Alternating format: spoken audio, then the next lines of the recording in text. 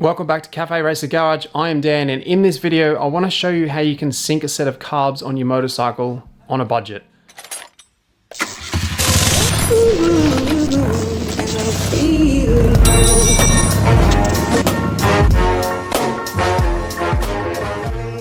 Okay, so now that I've got this bad boy at operating temperature, I just did a funny post on Instagram with me pretty much riding this thing around.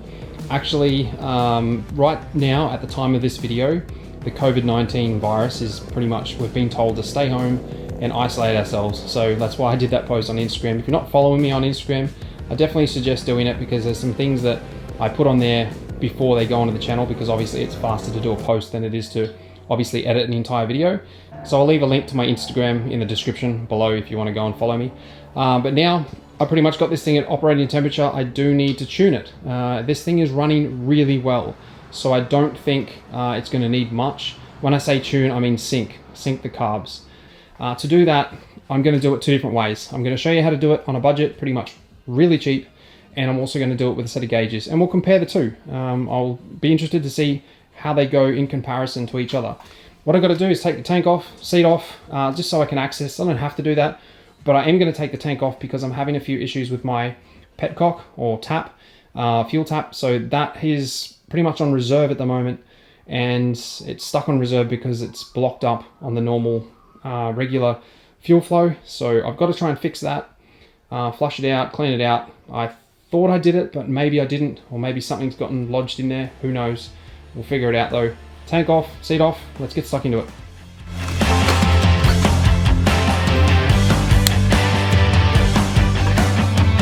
So the first step is to find this little guy here. This is obviously on the inlet side where the carburetor connects to, and it's just a screw that you take out so you can put a tube in there and actually find out what the flow vacuum is.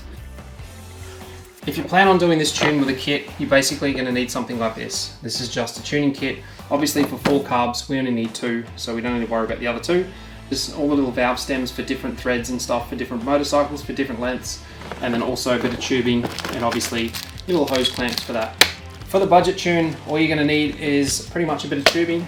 Obviously something that's clear so you can see it. It doesn't matter if it's irrigation or for fish tanks, it's going to work. A couple of clear bottles with lids preferably, and optional some dye so you can see the water level a lot easier. Something to stick the bottles to, either a bit of wood, something, I guess maybe a bit of wood that's a little bit bigger than that, or a bit of steel plate, which is what I have. So now maybe some silicone, just any grade silicone will work, doesn't matter what it is, as long as it's just some sort of silicone. If you have a bit of time to let it dry, this will work. If you're in a hurry and you have one, use a glue gun if you have one. If you don't, then silicone will work, and silicone's probably cheaper than buying the glue gun and then having to get either a stick or 2. So that's pretty much all you're going to need to get this thing, I guess, operational. And now you just got to put it together.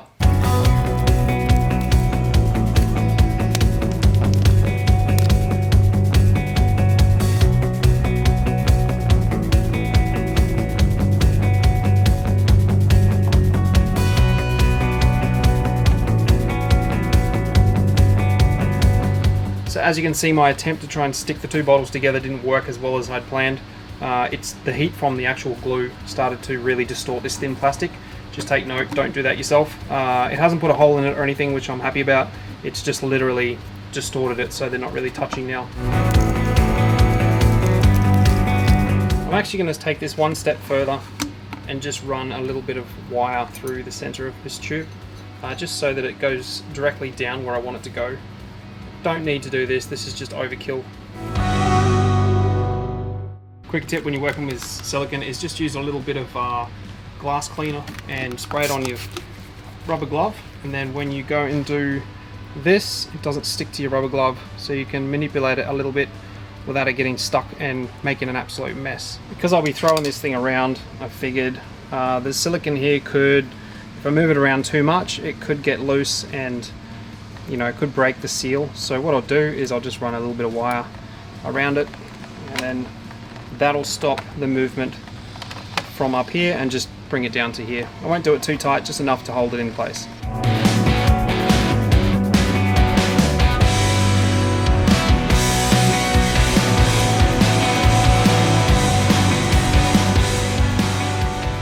there's a little hole here with a flathead screw, which actually will get these pretty much exactly where you want them to be. So I'll calibrate them, I guess.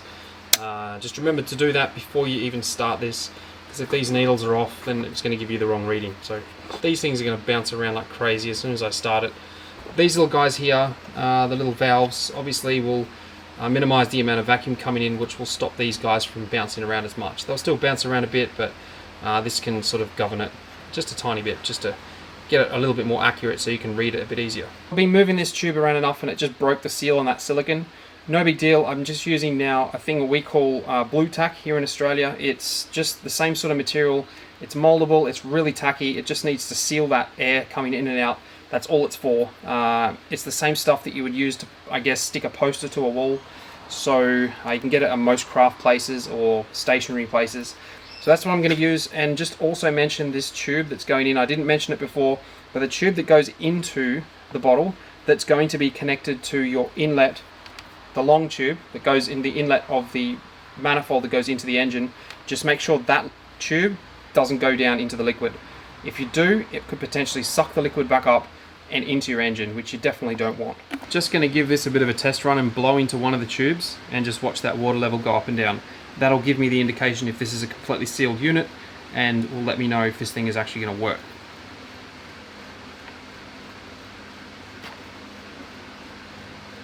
Perfect.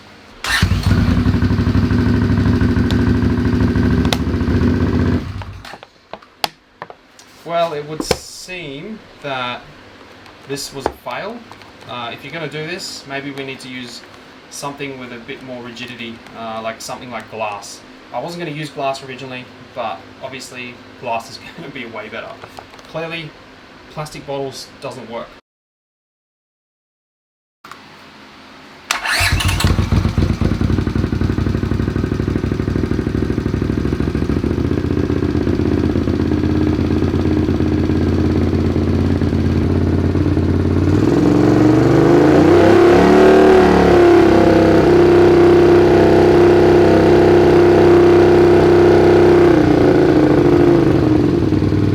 So as you can see, I was manipulating these two little dials here to try and get it to stop bouncing and get them even. And as you can see, they were both exactly the same on each cylinder. So now I'd just like to get these bottles set up so that I can tell the difference between the two and show you how to do, obviously, the bottle tune as well as, you know, the gauges. So same process once again, but this time I'll be using these little bottles here. They're going to be perfect. Instead of going through the side of the bottle, because I'm not going to be drilling through glass, I'm just going to go through the top. And I went down the road and grabbed two important items, which are these little guys here, which are just basically, I guess, feet for furniture, outdoor furniture, and they are perfect because they're going to go straight over the top of the lid here, and they'll seal perfectly, and then I'll be able to put both tubes straight down through there. And it shouldn't have to need any sort of glue, because if I make the hole small enough, they'll be tight, and I'll just force them down in there. So that's going to be pretty cool. And the other item, which is equally as important, is if you're working with bikes, you do need a coffee.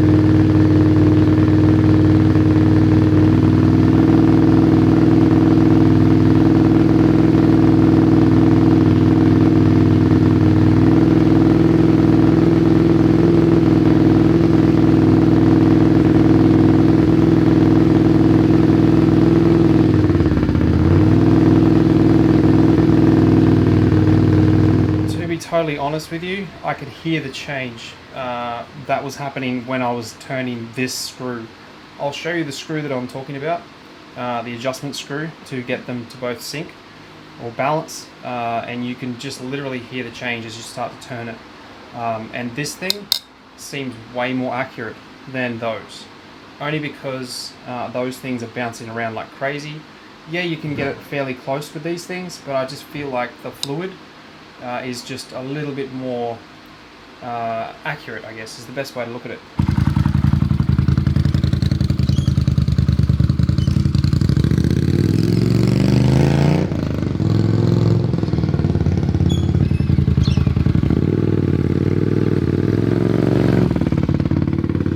So what I'm adjusting is this guy here.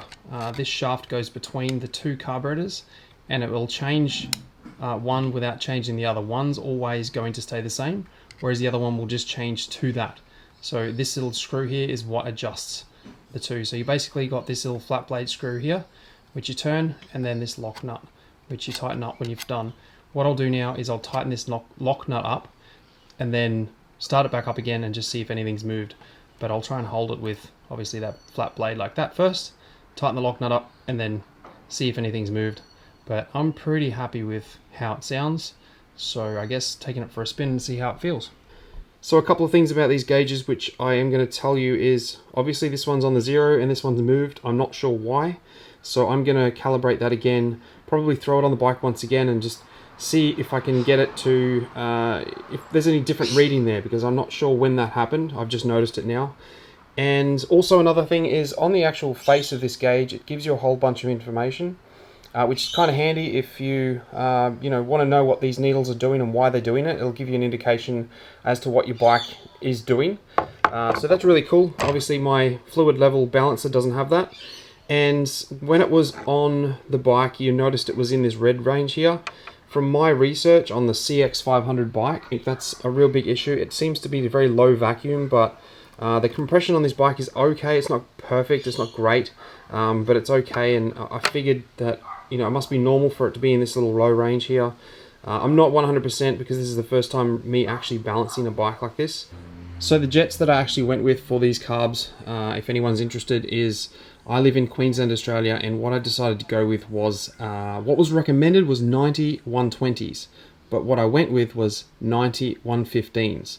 Like I said, it could be different depending on where you live in the world because of your climate, but that's what works for me. It seems to not bog down as much with those. Before with the 120s, I felt like I was getting way too much fuel. Mid-range, it would just bog down, but now it's riding really well. I'm happy with them. So if you do live in Australia, in Queensland even, then yeah, give them a go. Try with the 115s and see how you go. So I am looking forward to doing the color tune on the spark plugs when that turns up. I know this bike hasn't got like the compression it did from brand new, and the only way I could have fixed that is by pulling the engine apart and redoing it, which was not in the budget for this build. Performance wise for this engine, all that's really been done is obviously better air in and better air out. So the exhaust and the inlet for obviously the carburetors is the only real performance thing that this has had, and a few jet changes obviously to compensate for this. But yeah, that's pretty much it, and it goes fine. I'm happy with it. I'm really happy. It's fun to ride, and that's all that really matters at the end of the day. It looks cool and it's fun to ride. So one of the best things about this entire build is that I did everything. Everything myself, like just almost everything. Like what I'm going to say is maybe the powder coating I wasn't able to do because I don't have a powder coating booth because I'm only one guy in a garage. And the carburetors were done, pretty much I rebuilt them, and then I sent them off to the carby guy, and he put this black coating on them and just ran over them again. Just got them all perfect just to make sure, and that's pretty much it. Apart from that, everything else has been done by me. The upholstery I did, the painting I did, the full custom exhaust I did, all the fabrication work that's been done on this, from the gauge holder to the headlight bracket, to the grill on the front of the headlight, obviously the luggage rack at the back, absolutely everything, even painting the wheels. I've done the whole thing myself, which even extending the stand. So there's a lot of work that's gone into this, and I'm proud of it. I'm proud that I've done this mostly myself. I can pretty much say almost everything, and that is a huge achievement. So if you are building a bike, try and give things a go yourself. My whole process behind making these videos and sharing them is because I want you to have a go at building this. Get a bike, don't pull it to complete pieces, but take pieces off and have a go at doing them yourself, because this is it's half the fun. And when you get to ride it and you're finished, it's a totally awesome feeling.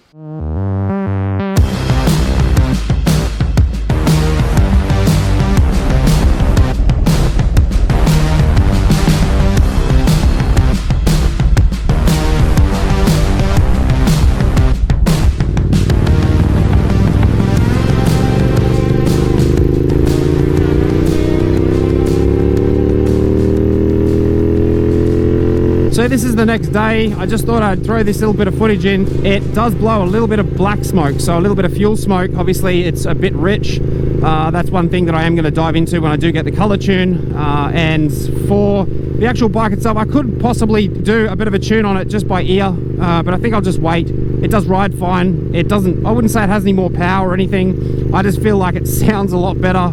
But yeah, once I do obviously fine tune it with the color tune, that's going to probably make a little bit of difference. It's riding fine, like I've got no problems with it hesitating, bogging down, or any issues like that. It's just a tiny bit richer than what it should be.